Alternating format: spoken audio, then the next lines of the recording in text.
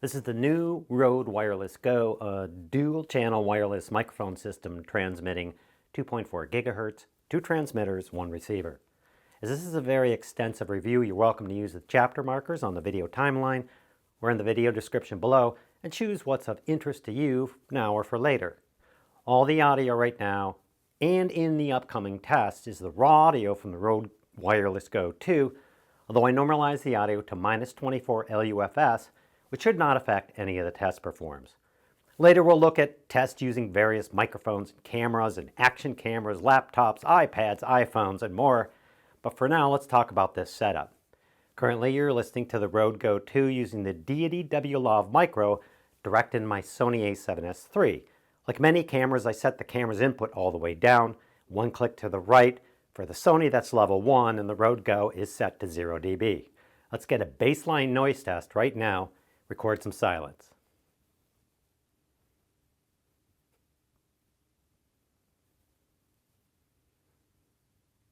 I've now unplugged the Deity lapel mic to see what we get using the Rode Go 2's built-in microphone. As with all these tests, you should test the receiving device with the gain level on the Rode Go 2. Because I'm now using the built-in mic, I now have the gain level set to -3 dB on the receiver. Let's check out a noise level with this setup. This looks exceptional for what would be considered a consumer wireless system. Let's see what you get. In the box we have 2 transmitters and 1 receiver. We have 3 USB-C cables that allow you to charge the units and connect them to the Rode Central app, which we'll cover later. There's 2 furry wind covers for the built-in transmitter mics and an extra one in case one runs away. The red cable is the standard TRS connection, 2 rings used to connect the receiver to the recording device of your choice. We'll look at these later when you want to use them on an iPhone, an iPad, or an Android device, a USB-C to USB-C, and a USB-C to Lightning cable. It comes with a carry case, very nice, and a manual. I'm going to ding them a bit on the packaging. This is a me thing, and you may not care. The top was heavily glued down, and the only way I could get it open was to rip the top off it, which is a shame as I like to store my unused equipment in the original box on the shelf, easy to find, and especially if I decide to sell or gift it to someone later. As you can see from my pen here, these are really small. The receiver has a nice OLED display, on-off button, a USB plug for the charging cable, and this is for the supplied cable to connect to your recording device. The cable is a bit short, but I have a ton of these. The bottom we have some push controls I'll demonstrate later, and of course this clip which allows you to slide onto the hot or cold shoe of your camera and works really well. Each transmitter, very similar, has an on-off button that could be used as a mute or a marker button. On top we have a built-in microphone, 2 indicators for battery life and connection, and a microphone input. This is a mic level, not a line level, but surprisingly I found ways to connect this to just about anything regardless. Again, a USB-C to charge and connect the unit to the computer. The other transmitter is identical to the first one. When you get these for the first time, you want to update the firmware if yours isn't up to date. You go to the Rode website, Wireless Go 2 section, click on the downloads. It uses a central app, which I'll walk through later. Click on your version, Mac or Windows, download the app, unzip the file, run the installer app, install it, we're done. When we run the app, this is what it looks like, and we need to connect the Rode Go 2 units to update the firmware. We plug the supplied cable into the receiver and the other end into the computer. The Rode Central app recognizes it, says I'm at 1.0, let's update to the current version. It goes pretty fast, and now I'm at 1.6. We unplug the receiver, plug in a transmitter, update, done. Now the other transmitter, update, done. Just for fun, I have a USB hub, so let's see if we can plug in all these at the same time. Yep, that works. We'll go through all the features of the Rode Central app later in the video. Let's look at the transmitter and receiver buttons and controls. On the receiver, hold down the button for about 3 seconds, it comes up, and it's ready to go. Same for the transmitter, push the on-off button and it connects and is ready to go. And now the second transmitter connects and ready to go. This one light tells the battery level and will blink when it's getting low. The other indicates that the wireless connection is good. On the transmitters, the only controls are the on-off button, which doubles as a mute button. Here I give it a press and you can see one transmitter muted. You can see on the receiver we have the two transmitters overall level meters at the top, then transmitter 1 on the left with a smaller level meter, battery life, and signal strength. Same for transmitter number 2, small level meter, battery life, and signal strength. The middle indicates the battery level of the receiver and what the output gain level the receiver is set to. The main functions of these units are controlled through the RØDE Central app, although many of these functions can be controlled using these two bottom buttons on the receiver. To control the gain level, currently set at 0 dB, you press the left bottom button and it wraps around to minus 30 dB, then to minus 27, and so on, all the way back to 0. Setting the output level will depend on what device you are using, such as a mixer, pad, phone, camera, action camera, and so on, which you'll see in later tests. Notice that both transmitters have a recording indicator lit. When you turn on either of these transmitters, it starts recording so you have a backup in case something goes wrong, and in fact, I found you can use these without even hooking up a device to the receiver, which makes them a standalone recorder in their own right. I'll show you how to enable and disable this feature and also nab the high quality audio from each transmitter later in the video. The right button allows you to select each transmitter independently to mute each unit from the receiver. Pressing the right button selects transmitter number 1, pressing the left button, and that mutes that transmitter. Press the right button again, it selects transmitter number 2, and we can use the left button to mute that transmitter. To unmute, just reverse the process. Press the right button, left button, then push the right button, left button again, and both are now back online. You can set which channels these two transmit on the RØDE Central app, but I found you can also set them up on the receiver. For instance, transmitter number 1 is being received and the output is on the left channel, and transmitter number 2 is being received, the output on the right channel. By pressing both bottom buttons together, the receiver now mixes both transmitter signals into one stereo channel. Holding down both buttons again resets the kit to a left and right channel for each transmitter. The battery life on these is pretty amazing. They say about 7 hours. I got about 7.5 hours. Really, the need to have both these on and recording for a full 7 hours would be unusual for most watching this video. The batteries are built in, and I know some have a problem with that. I don't. RØDE warranties its products for 10 years. Even Deity Microphones set up a battery replacement program many years ago, and no one has had to use it. Maybe 5 or 10 years ago these died easily, but in 2021 these are going to last many years to come, most likely way longer when you buy that next microphone system. Let's look at this. The system does not care if one, both, or none of these are on. I turn off one of the transmitters, fine, no problem. Turn off the other one, still no problem, although you were obviously recording nothing. Turn on one receiver again, it connects up and is ready to go.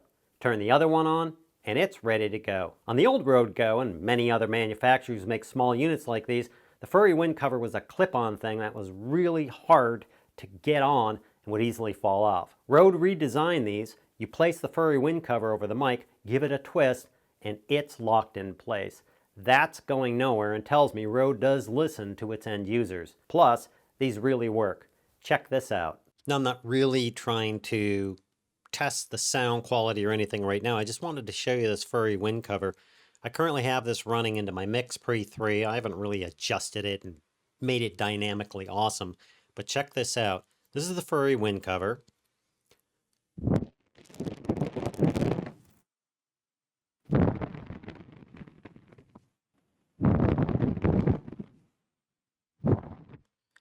That's pretty amazing.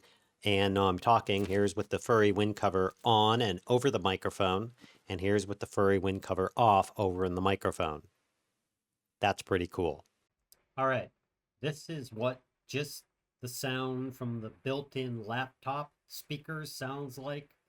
It's always going to be iffy depending on where your speaker is, depending on where the microphone is for your webcam or whatever. I would never use this personally, unless it was an emergency or something like that. Now I'm listening to just the RØDE, the transmitter with the Deity lapel. The receiver is set directly into the computer, so we're recording direct into the computer right now, which is obviously always going to be better than the inbuilt speakers into the computer. Here we are with the onboard mic in the RØDE Go 2. I don't hear a whole lot of difference. I should mention I did have to up the gain in the computer by about 6 dB to get it sounding right. Here I am with the Osmo Action. Could be a GoPro, could be anything. We don't care about the exposure. I wanted to show you this. I'm about maybe 2 feet away from this camera. It probably sounds okay. You could probably get away with this when you're vlogging or doing something like that. The real reason why you would want to have a Rode Go or some other type of microphone for this, especially a wireless, let me plug this in and I'll show you. Now I'm sitting here with the lapel into the transmitter going into the receiver on the Go 2, and it should sound cleaner, but the main reason for having this is if you're going to do shots away from you, there's no way you could do the following. Let's set this thing down and I'll show you. Now, as I said, if you were trying to do this with your action camera, there is no freaking way you'd be able to do this. Walk around here, come check out the water, see what it looks like. There's just no way you could do this and try and talk that loud from this far away. This is what it sounds like when I'm connected to the lapel. I'm going to pull out the lapel. Now I'm talking with the onboard mic. I've left wind covers off of the little furry wind covers off of both the lapel and both the Go 2 transmitter. I just wanted to hear what it sounds like raw. Obviously, there's wind out here. I would be using some sort of wind cover on these. Let's plug the lapel back in. And I wouldn't be set up like this. I'd have the lapel somewhere where it really wasn't showing. I wouldn't have these wires all over. I'd probably put the transmitter someplace on my belt or on my back or something so you couldn't see it. This is why you would use a unit like this on one of your action cameras. It's not only going to sound better, there's no way you can get audio into your action camera without some device like this.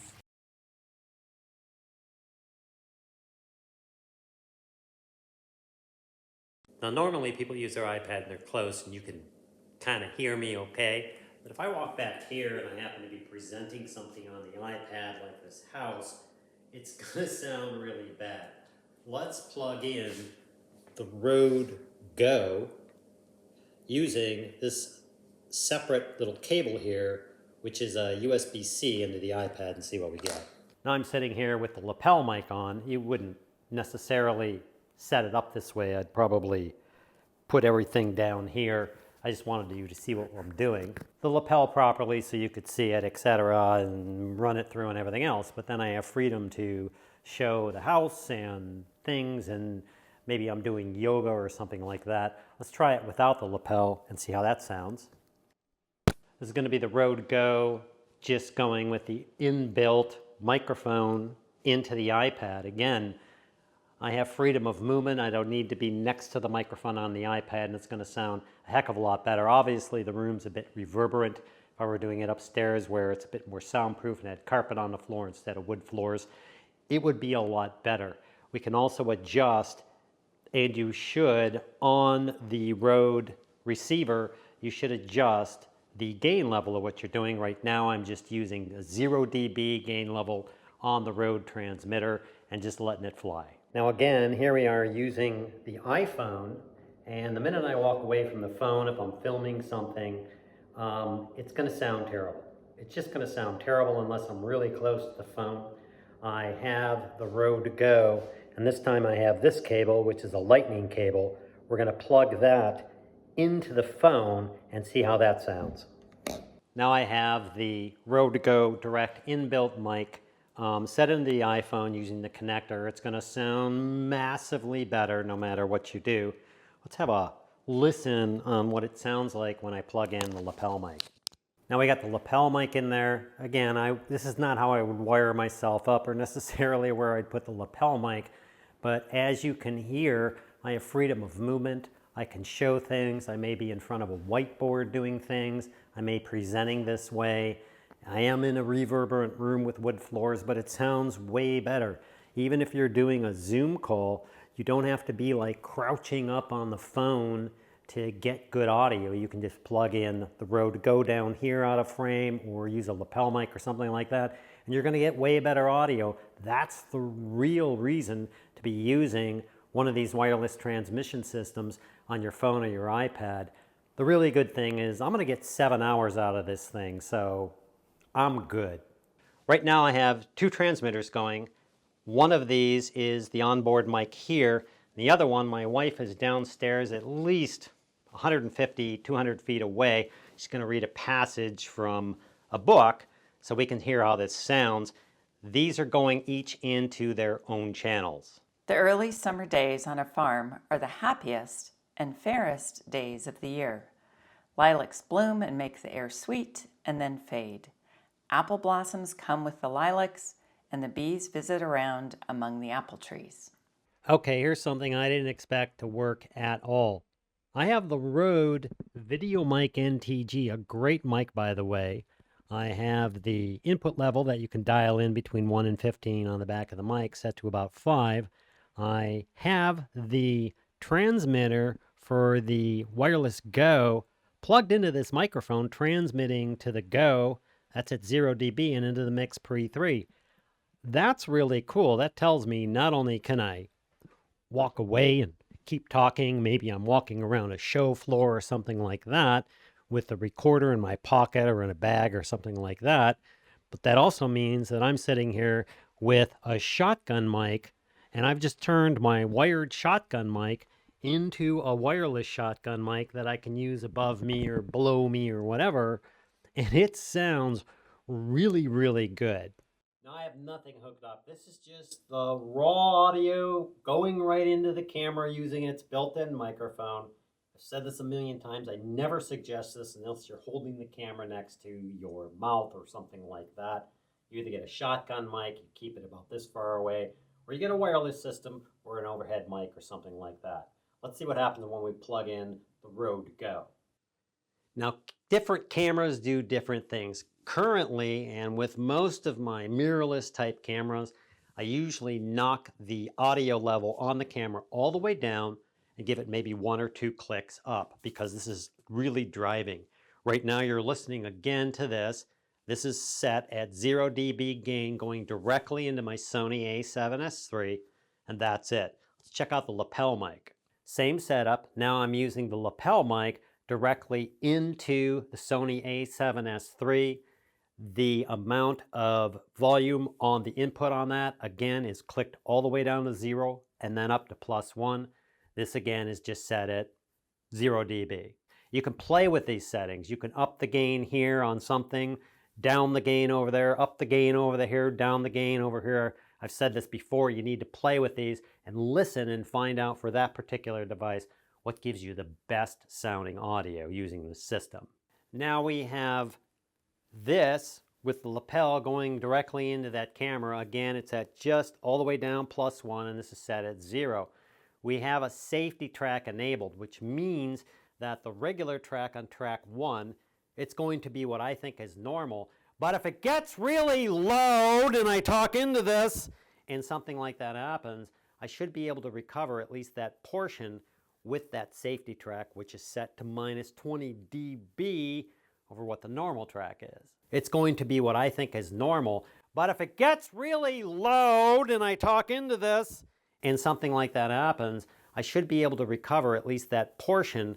I'm more interested in taking an idea here of what is it like going through walls, going through ceilings and floors and everything else. So I'm going to go take a walk. I'm going to walk downstairs to my living room.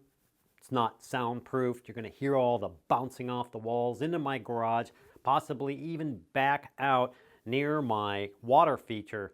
That's really far away. If it maintains its signal through that, I'm good under whatever conditions I happen to want to shoot with. Let's go do that right now. Okay, I'm walking down the stairs. You're going to hear the difference between a carpeted studio and when you walk into something that's just a wood floor. You can already hear the large reverberations going on. I'm easily 100 feet already away from the studio down here. I'm walking over here. I'm walking by the coffee maker. Now, I don't expect this thing to keep going. I expect by now it would have cut out. I'm walking out into the garage. I definitely expect this thing to have cut out by now. I am way in the garage. I am really far, and it's going through a ton of walls, wireless systems, Bluetooth going on, iPads, computers, routers. There's all sorts of stuff coming on. Going down in this house, there's stuff going on back into the house. I don't know if it's still transmitting, but hey, we'll find out. Now I'm gonna go outside. I don't expect it to continue to transmit at all. I'm currently outside. I'm back by my water feature. I am ridiculously far from this. Also, my body is keeping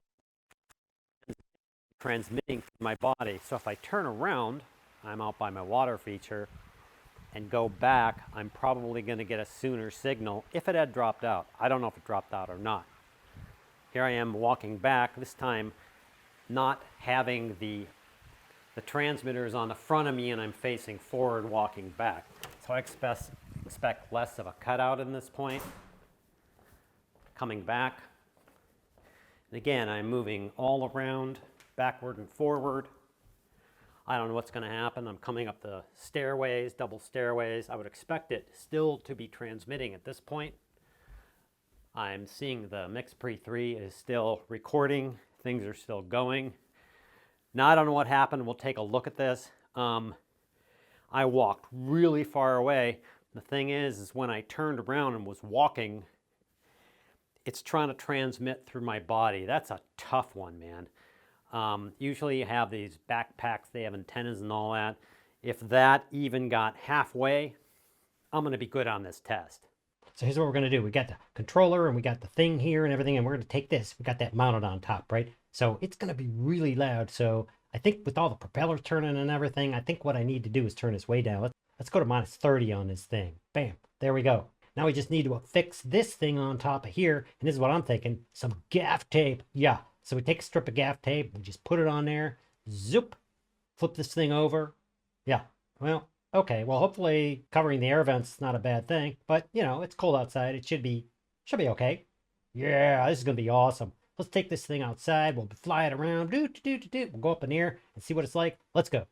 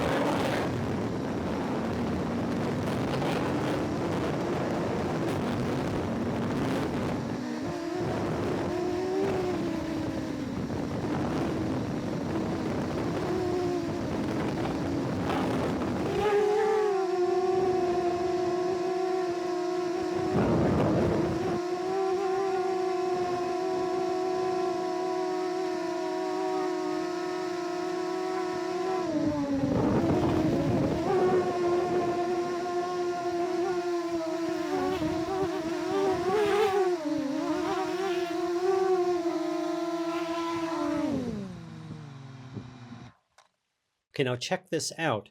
This is the receiver. This is one of the transmitters. I'm currently connected to nothing and recording nothing. What's really cool about that is if something happens to the connection to your audio recorder or whatever, or you just want to record into the transmitter using nothing and just use it as a built-in recorder by itself, you can do that, in fact, with both of these units. Let's go take a look at the app and I'll show you how to get to these recordings. Let's dive into the RØDE Central app, and first, let's take a look at the audio I just recorded using the onboard recording in the transmitter. Here you can see I have a transmitter, another transmitter, and the receiver. This lets me know what the firmware is and the battery levels. Let's go to the first transmitter. You can see I have a recording on this one. This was the one I just did on camera.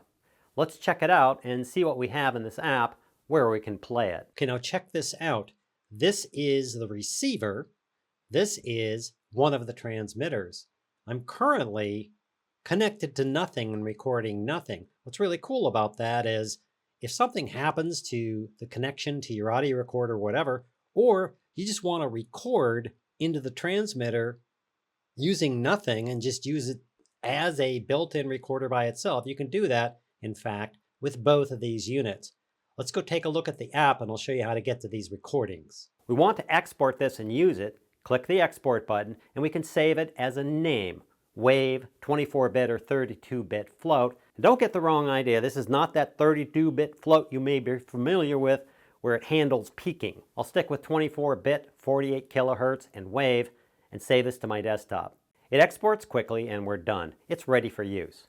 Going back to the transmitter, you can click on the gear icon and you can see all the options. Backup recording, we can turn it on or off or always. This is the pad. Remember the regular recording on one channel and a minus 20 dB safety track on another channel? I leave mine off. You can also do that from the receiver. I like the bright LEDs, not the dim ones. The on-off button can be set to a single click, which does nothing, allows you to mute the transmitter or set markers on the recorded audio. It's useful when you're post-editing your audio files. Here's the battery life. It's still charging. Recording is uncompressed, meaning we're going to get 48 kilohertz, 24-bit raw files into the built-in recorders, which is amazing. And we'll get 7 hours at that. You can also delete the audio files from here.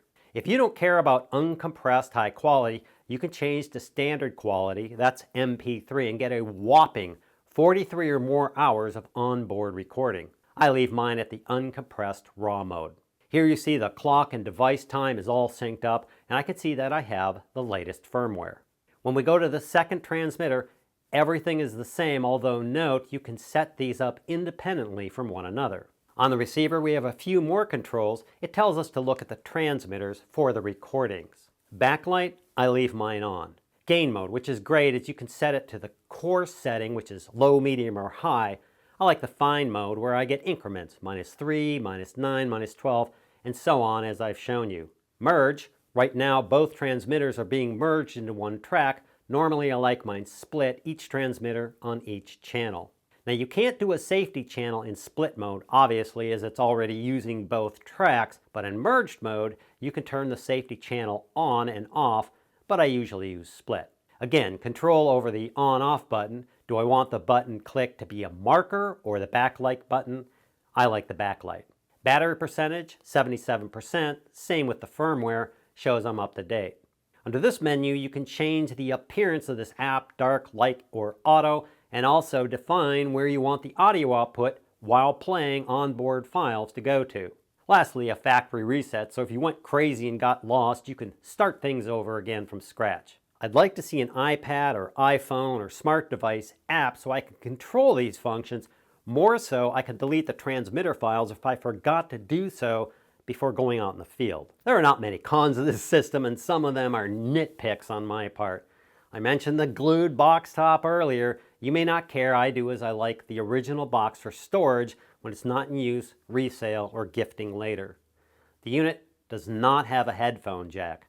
That being said, it would increase the cost of the unit, and since the receiver is always plugged into something like a camera, audio recorder, laptop, etc., you can monitor your audio from there, although some older cameras and action cams don't have a headphone jack.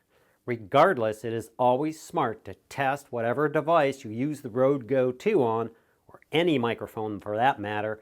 Adjust the gain, volume, and other controls before you shoot something important. The RØDE Central software is great, but I hope they develop that Apple and Android app, as I don't want to carry my laptop with me out in the field just to adjust these settings, although as covered, you can adjust the gain and split mode settings on the device itself. but I would love to be able to move my audio recordings from my transmitters directly to my phone or my iPad without having to use the software, and more importantly, be able to delete the built-in recordings to make room for more in case I forgot to do that. If you're considering a wireless mic system, I think this is one of the best 2 transmitter, 1 receiver budget wireless microphone systems on the market today, coming in at $299 US as of April 2021.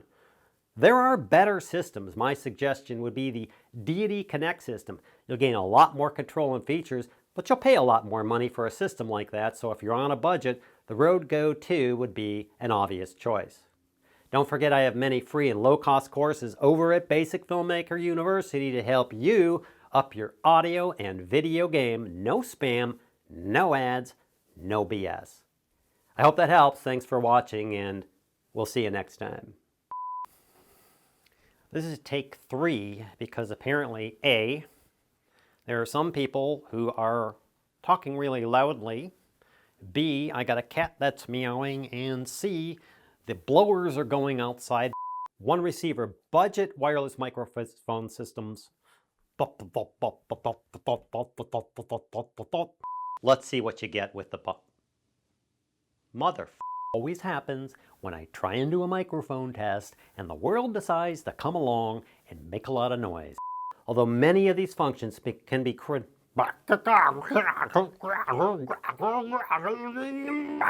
it's a noisy world.